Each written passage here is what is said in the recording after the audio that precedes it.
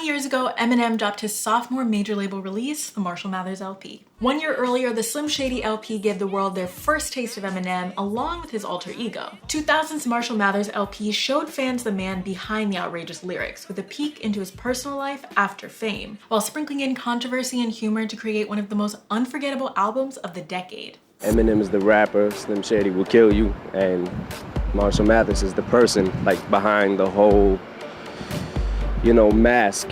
See, I'm just Marshall Mathers. Marshall Mathers. I'm just a regular guy, I don't know why all the fuss about me. Fuss about me. The release of the Marshall Mathers LP came after a whirlwind year of success for M, who had made his mainstream debut after being put on by hip-hop legend Dr. Dre. I'm looking at Dre like, dude, I see you on TV all the time. You're one of my biggest influences ever in life.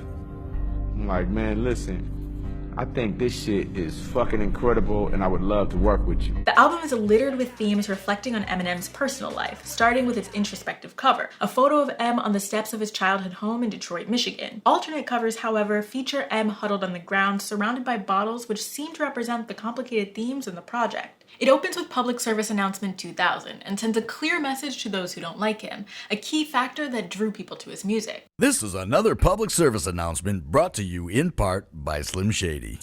Slim Shady does not give a fuck what you think. I make my music for me, and I know how I want it to sound. I don't really think about, is everyone else gonna like this? I listen to it and I make it for me so that I'm satisfied with it. Because I feel like if I am satisfied with it, then everybody else is gonna like it. M explores his rapid rise to fame and his own identity on the rock-influenced chorus to Marshall Mathers. Nobody ever gave a fuck before, all they did was doubt me. It was doubt me. Now everybody wanna run their mouth and try to take shots at me. Take shots at me. The tempo of the track eventually speeds up, and M spends most of his time on the song doing what he's known best for, calling people out. In this case, he speaks to a number of specific industry figures and even his own mother, citing a lawsuit she'd filed against her son for defamation. When you can't go to the mob for being spit on and being called, you disgusting pig, it's sad. Because people are passing judgment by listening to Marshall's songs. My fucking bitch mom suing for 10 million.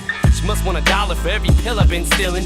Shit, where the fuck you think I picked up the habit? Across the album, Eminem keeps with the transparency into his own life, most notably on The Way I Am. Its accompanying visual shows M falling into the complicated world painted in his lyrics. Sometimes I just feel like my father. I hate to be bothered with all of this nonsense. It's constant and it's just lyrical content. The Way I Am also touched on a critical point that would come through elsewhere on the album, his insatiable fan base. But at least have the decency in you to leave me alone when you freaks see me out in the streets when I'm eating or feeding my daughter to not come and speak to me. No song gets this point across more than the iconic third track, Stan, the story of a blindly devoted fan who emulates Eminem's rap persona and eventually murders his own girlfriend. Dear mister, I'm too good to call and write my fans.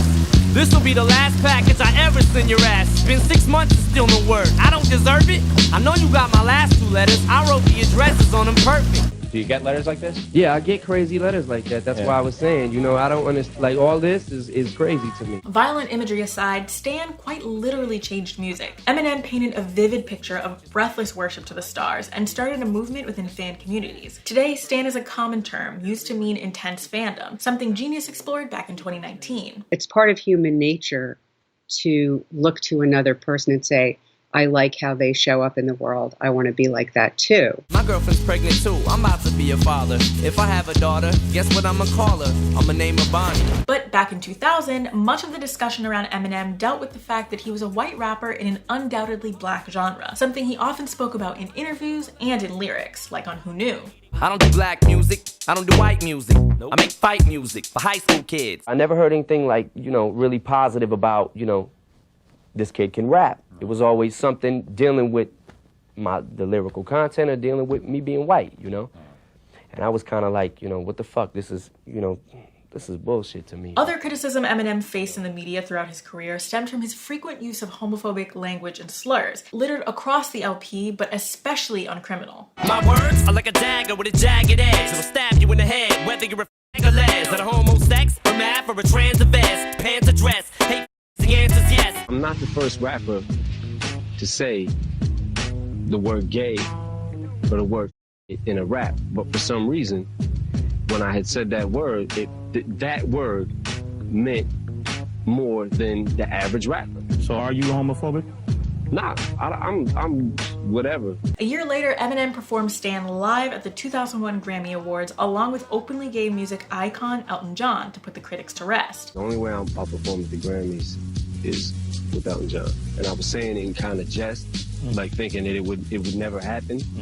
And then the idea of it just started becoming more like, okay, this is a way to really flip it around and really f people's head up. But criticism of the album and M's lyrics did not stop there. Eminem was often cited as an example of music that had a bad influence on kids, which he addresses directly on the chorus of Who Knew. Some people don't understand where I'm coming from, they just don't see it. And I think that anybody with half a brain is going to be able to tell when I'm joking and when I'm not. I never knew I would get this big. I never knew I'd affect this kid. I never knew I'd get him to slit his wrist. I never knew I'd get him to hit this bitch. M keeps with the same bad influence subject matter, bringing out his alter ego Slim Shady on I'm Back. On the cut, M makes an infamous reference to the 1999 Columbine school shooting, which happened just a year before the album's release, and ended up being censored on many official releases of the album. I take 7 from stand them all in line. Add an AK-47, a revolver, a 9, a Mac 11 in and order to solve the problem of mine. And that's a whole school of bullies shot up all at one time. Eminem taps Slim Shady again on Kill You, as his lyrics take on a more violent tone. Put your hands down, bitch. I ain't gonna shoot you. I'ma pull you to this bullet and put it through you. But no track on the project is more vicious than Kim. Over the course of the song, Eminem graphically describes attacking his on and off again ex-wife, for whom the song was named. Come on, get out! I can't, I'm scared! I said get out, bitch! Let go of my hair! Please don't do this, baby! Please! I love you! Look, we can just take Haley and leave! Fuck you! I was embarrassed. I was humiliated. I cried. You know, I have to make sure that my kids don't hear it. He is supposed to be the man that loves me and is supposed to protect me, you know, from being hurt. And here he is, completely and totally disrespecting me in the worst way possible in front of millions of people. 17 years later, M put his apology on wax, the 2017's revival cut, Bad Husband. But I'm sorry, Kim, more than you could ever comprehend. Leaving you was fucking harder than sawing off a fucking body limb. However, Kim was so problematic that it was pulled from the clean version of the album, and instead replaced with the mischievous South Park-inspired track, The Kids. See children drugs are bad, and if you don't believe me, ask your dad. And if you don't believe him, ask your mom. She'll tell you how she does them all the time. I like to have fun with rap too, you know. There's like a serious side of Slim Shady, and there's a semi-corny, happy side to Slim Shady. M includes a number of skits throughout the album too, which was common for him at the time. We hear from everyone from his manager Paul Rosenberg to the fictional creep Ken Kniff. What's going on? It's Paul. Dre gave me a copy of the new album, and I just...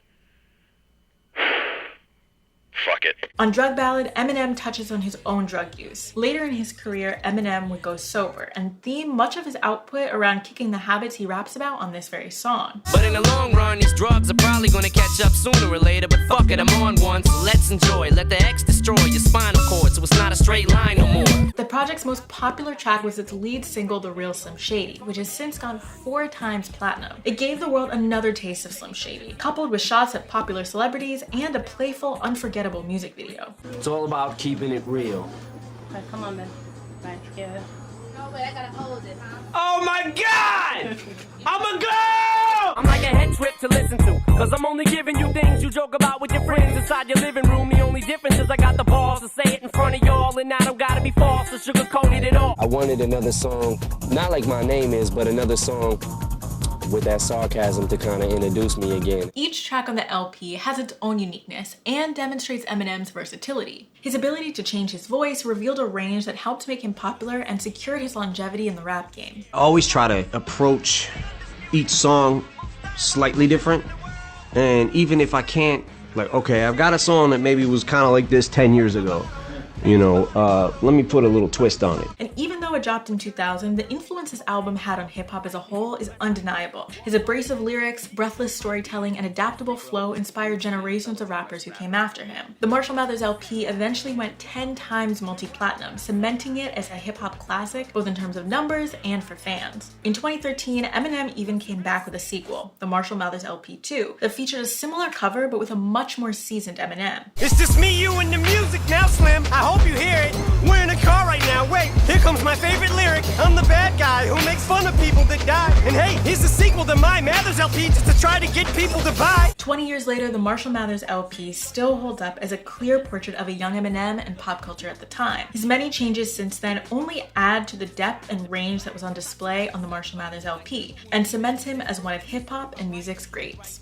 I'm Tia with Genius News, bringing you the meaning and the knowledge behind the music at home.